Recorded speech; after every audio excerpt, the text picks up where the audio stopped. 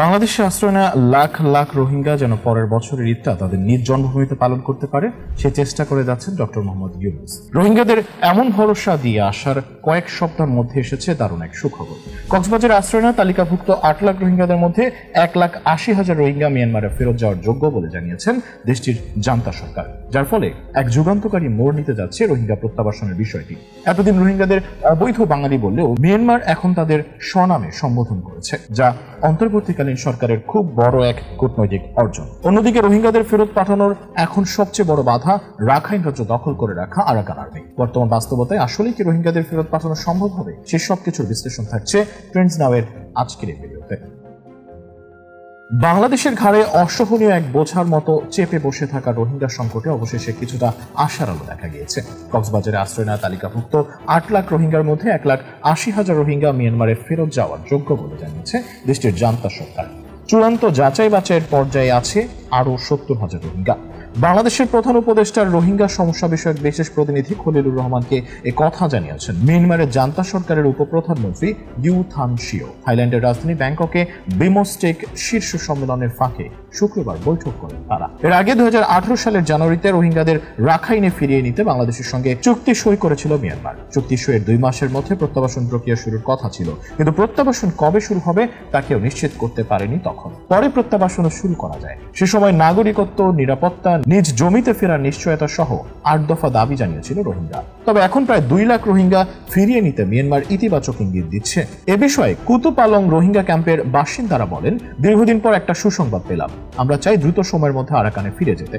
Arakan আমাদের দেশ, আমাদের চিরস্থায়ী বসবাস সেখানে হবে। আমাদের সম্মানজনক প্রত্যাবাসন নিশ্চিত করতে পারলে বাংলাদেশ সরকারের প্রতি চিরকৃতজ্ঞ থাকব। তবে জানি না কবে সেটি কার্যকর হবে। তবে দাবি থাকবে, আরাকানে আমাদের নিরাপত্তা নিশ্চিত করতে হবে, জীবন জীবিকার নিশ্চয়তা দিতে হবে। সবকিছু স্বাভাবিক থাকলে আজকেই আমরা মিয়ানমারে ফিরে যেতে চাই। ঢাকা মেইল অনলাইন পত্রিকাকে দেয়া এক সাক্ষাৎকারে রোহিঙ্গা কমিউনিটি নেতা সালাউদ্দিন বলেন, আরাকান আমাদের জন্মভূমি, সেখানে ফিরতে পারলে আমাদের সকলের জন্য ভালো।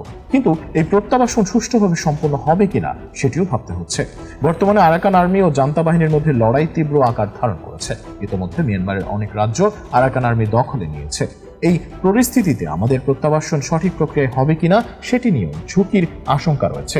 এ প্রসঙ্গে প্রধান উপদেষ্টার প্রেস সচিব শফিকুল আলম বলেন, আমরা নিশ্চিতভাবে বলতে পারছি না যে আগামী বছরের মধ্যে রোহিঙ্গাদের তাদের মাতৃভূমিতে ফেরত পাঠাতে পারবো কিনা। বিশেষ করে রাখাইনে আরাকান আর্মির দখল প্রক্রিয়ার ফলে পরিস্থিতি জটিল হয়ে উঠেছে। তবে গত কয়েক দিনে যেটা দেখেছি তা আমাদের নেতৃত্ব এবং শীর্ষ পর্যায়ের কূটনীতিকদের এক সাহসী ও দৃঢ় অবস্থা। মিয়ানমার জান্তা কিছু গুরুত্বপূর্ণ ঘোষণা দিয়েছে। এখন দরকার টানা কূটনৈতিক চাপ বজায় রাখা, যাতে তারা রোহিঙ্গাদের স্বেচ্ছায় পূর্ণ মর্যাদা ও নিরাপত্তা নিশ্চয়তার সঙ্গে ফিরিয়ে দেয়। উখিয়া উপজেলার Palongkhali UP chairman M Gafur Uddin Chowdhury বলেন, রোহিঙ্গা প্রত্যাবাসন প্রক্রিয়া এত সহজ হবে না। কঠিন পরিস্থিতি মোকাবেলা করে এই প্রক্রিয়াটি আলোর মুখ দেখতে পারে। অধিকাংশ রোহিঙ্গা আরাকানে ফিরতে ইচ্ছুক, তবে কিছু এনজিও সংস্থার প্রেসক্রিপশন এই প্রত্যাবাসন প্রক্রিয়া থামিয়ে দিতে পারে। এতদিন রোহিঙ্গাদের ভুলভাল বুঝিয়ে কিছু এনজিও সংস্থা ফায়দা নিয়েছিল, কারণ রোহিঙ্গারা যতদিন বাংলাদেশে থাকবে ততদিন এনজিওর লাভ। দেশ এবং কক্সবাজারে উখিয়া টেকনাফ রক্ষায় দ্রুত সময় রোহিঙ্গাদের মিয়ানমারে ফেরত পাঠানো হোক। তারা যতদিন থাকবে ততদিন বাংলাদেশ ঝুঁকির মধ্যে থাকবে বলে মনে করেন এই জনপ্রতিনিধি। বাংলাদেশের একজন সাবেক কূটনীতি মুন্সি ফয়েজ আহমেদ জানান, রোহিঙ্গা ইস্যুতে একটি গুরুত্বপূর্ণ ঐতিবাচক অগ্রগতি, তবে এখনই কোনো উপসংহারে পৌঁছানো উচিত হবে না বলে মনে করছেন তিনি। কারণ রোহিঙ্গাদের আবাসভূমি ও রাখাইনের বর্তমান পরিস্থিতি এখন ভিন্ন, সময়টা একটু জটিল। রাখাইন এখন প্রধানত আরাকান আর্মির নিয়ন্ত্রণে, সেখানে জান্তা সরকারের নিয়ন্ত্রণ নেই বললেই চলে। ফলে জান্তার তৎপরতার পাশাপাশি অন্যদের সম্পৃক্ততা জরুরি। যেহেতু ১,৮০,০০০ রোহিঙ্গার একটা আনুষ্ঠানিক স্বীকৃতি মিলল, আজ হোক কাল হোক প্রত্যাবাসনের জন্য একটা প্রামাণ্য দলিল হিসেবে কাজ করবে এই স্বীকৃতি। তবে রাখাইনে জান্তা বাহিনীর নিয়ন্ত্রণ ফিরে না পেলে সেগুলো নিছকই দলিল হয়েও থেকে যেতে পারে। আর যদি জান্তা বাহিনী বা কেন্দ্রীয় সরকার কখনো নিয়ন্ত্রণ ফিরে পায়ও, স্থানীয় প্রশাসনের রাখাইনদের আধিপত্য থাকবেই। সেক্ষেত্রে তাদের সঙ্গে একটা বোঝাপড়া কিংবা আলোচনার মাধ্যমে সমঝোতার জন্য চেষ্টা চালিয়ে যেতে হবে বলে মনে করেন সাবেক কূটনীতিক। নিরাপত্তা বিশ্লেষক অবসরপ্রাপ্ত মেজর এমদাদুল ইসলাম বলেন, বর্তমানে রোহিঙ্গা প্রত্যাবাসন সম্ভব নয়। রাখাইনের পরিস্থিতি অত্যন্ত অস্থিতিশীল, যেখানে নিরাপত্তায় কোনো নিশ্চয়তা নেই। সম্প্রতি জাতিসংঘের মহাসচিবও বলেছেন, রাখাইনে স্থিতিশীলতা ও নিরাপত্তা নিশ্চিত হলেই প্রত্যাবাসনের কথা বিবেচনা করা হবে। এখন সেখানে রোহিঙ্গাদের বসবাসের জন্য বাড়িঘর নেই। দ্বিতীয়ত, যেসব এলাকায় রোহিঙ্গাদের বসতি ছিল সেসব এখন আরাকান আর্মির নিয়ন্ত্রণে। এমন পরিস্থিতিতে কিভাবে প্রত্যাবাসন সম্ভব হবে, কখন, কিভাবে, কার ক্লিয়ারেন্সে তা সম্ভব হবে, এসবই অনিশ্চিত। উখিয়া টেকনাফের স্থানীয় নাগরিকেরা জানান, অনেক হয়েছে, এবার রোহিঙ্গাদের নিজ দেশে ফিরে যাওয়ার উচিত। তাদের কারণে স্থানীয়রা অনেক হয়রানি, বিড়ম্বনা ও ঝুঁকির মধ্যে আছে।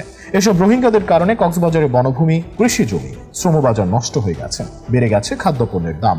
রোহিঙ্গাদের বর্জ্যের কারণে শত শত একর কৃষি জমি অনাবাদি পড়ে আছে। রোহিঙ্গাদের কারণে স্থানীয়রা জন্ম সনদ ও জাতীয়তা সনদ নিতে হিমশিম খাচ্ছেন। স্থানীয় এবং দেশকে ঝুঁকিমুক্ত করতে রোহিঙ্গাদের দ্রুত মিয়ানমার ফেরত পাঠানোর দাবি জানিয়েছেন সচেতন মহল। কক্সবাজার সিভিল সোসাইটির সভাপতি আবু মুর্শিদ চৌধুরী রোহিঙ্গাদের ফেরত পাঠানোর বিষয়টিকে এতটা সরলভাবে দেখতে চান না।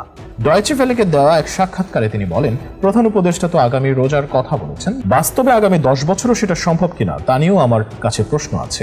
ধরেন কাল থেকে প্রত্যাবাসন শুরু হলো, প্রতি মাসে 10,000 জন যাবেন, 12 লাখ রোহিঙ্গাকে পাঠাতে কত বছর লাগবে? আর আরাকানে রোহিঙ্গাদের যে বসত বাড়ি ছিল সেগুলো তো গুড়িয়ে দেওয়া হয়েছে, বানানো হচ্ছে ইকোনমিক জোন। এই প্রত্যাবাসনের সঙ্গে জিওপলিটিক্স জড়িত। চীন ও মিয়ানমারকে রাজি করাতে হবে। পাশাপাশি আরাকান এখন বিদ্রোহীদের দখলে, ফলে তাদেরও সম্মতি প্রয়োজন।